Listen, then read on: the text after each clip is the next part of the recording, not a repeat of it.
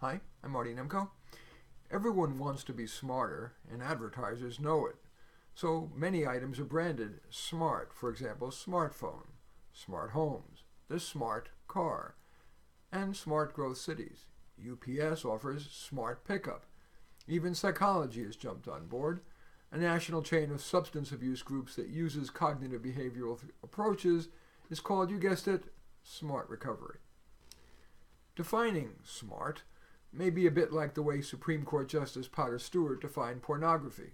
I know it when I see it. But for purposes of this article, we'll define smart as the ability to, with above average speed and depth, learn difficult things, understand complexity, and solve problems. Becoming smarter is no mean feat. Intelligence, at least as measured by intelligence tests, is notoriously resistant to improvement. For example, definitive studies of Head Start, whose original purpose was to raise cognitive functioning, has now, 55 years after inception, been unable to produce enduring gains. See, for example, the discouraging review of 90 evaluations of Head Start in U.S. News. It was called Scant Scientific Evidence for Head Start Program's Effectiveness. But logically, at least, it would seem that doing the following will not only make you appear smarter, but actually might make you smarter. First, I want to talk about language. Appropriately using a $10 word is the fastest way, or at least a fast way, to convey intelligence. And indeed, vocabulary is a key component of most intelligence tests because it measures the ability to learn abstractions on the fly, inferring a word's meaning from context and remembering it. That said, it takes an awful long time to improve your vocabulary through day-to-day conversation and reading, so I offer a list of a few hundred words that are difficult yet common enough to have frequent use in, at least in writing, if not in speaking. You might Google just Marty Nemko and words, and you'll find it. You might enter the words from that list that you would like to learn. You need to learn all of them. Some you probably know already. Some you just figure are too abstruse. Speaking of a nice big word, a $10 word. Anyway, you might enter the words you want to learn in vocabulary.com, which is going to pleasantly test you on them.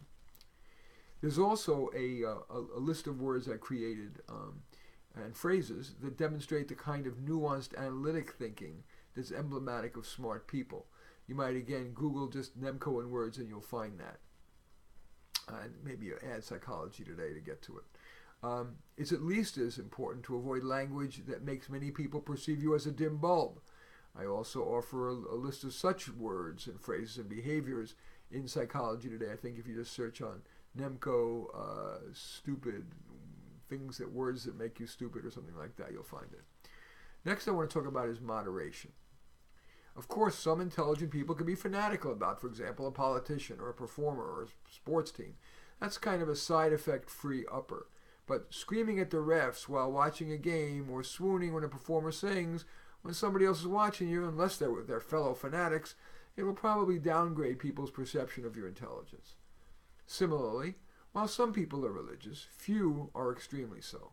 Most thoughtful people have significant doubts about the existence of an omniscient, omnipotent, loving God. They reason that if one existed, then why would, for example, countless babies be born of devastating diseases, screaming in agony, only to soon die, leaving bereft parents?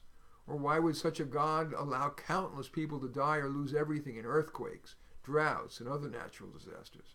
So if you're interested in appearing intelligent, you might discuss your extreme religiosity only with your kindred spirits, and that's doubly true regarding other faith-based beliefs: astrology, angels, UFOs, horoscopes, crystals, superstitions, success being caused mainly by luck, vaccinations causing autism, and so on. You also demonstrate moderation by not taking all or nothing positions. The intelligent person realizes there almost always are examples where the black and white position is wrong. So you'll appear more intelligent if your statements are couched, for example, using terms such as usually, often, and most of me believes that, whatever. For instance, if you lean liberal, you might say, progressive principles ultimately tend to lead to a better society, but there certainly are conservative perspectives worth considering.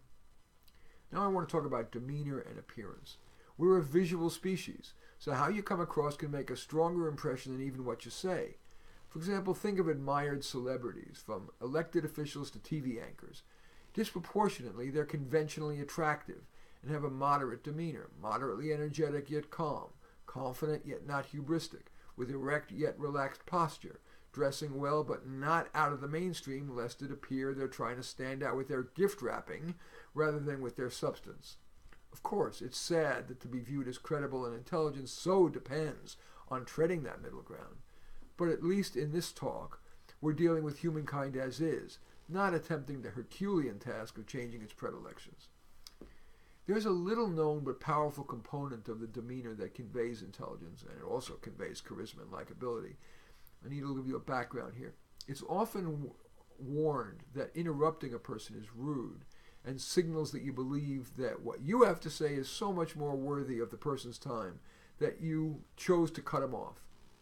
That advice is correct, but it has an under-discussed corollary: to wait a half or even a full second before responding. Doing that implies that you want to be sure they're finished, that you are eager to hear all they're saying and not just waiting for them to shut up before you launch into your more important words.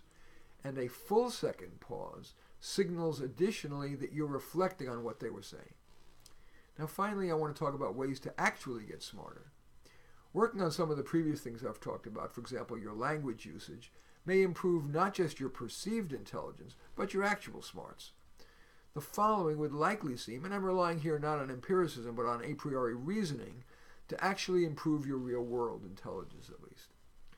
Spend time with people moderately smarter than you. The more time you spend around people who are just a notch smarter than you, the more likely their intelligence will rub off. That's analogous to playing a sport. If you play with people who are moderately better than you, you're observing skills that are somewhat beyond you, but still within reach. Also, you're spending much of your playing time stretching yourself to have a chance of competing with them. Yet you aren't playing against someone so superior that their play is beyond your ken. In addition, in playing against too good a player, your best efforts will yield little reward, so you're more likely to give up.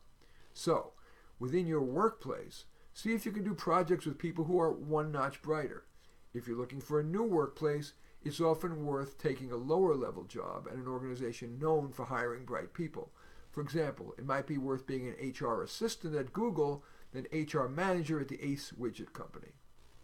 Outside of work, also consider spending lots of time, platonically and otherwise, with people who are one notch above. Likely as important as who you interact with is what you do with them. At work, if you're just licking envelopes for some bright person, you're going to grow little. But even if it's just taking notes for a group of smart people, you get a window into the way they think. Of course, even better is getting to engage with them on a thinking part of a project, for example, brainstorming or winnowing, developing the plan or troubleshooting it. The takeaway?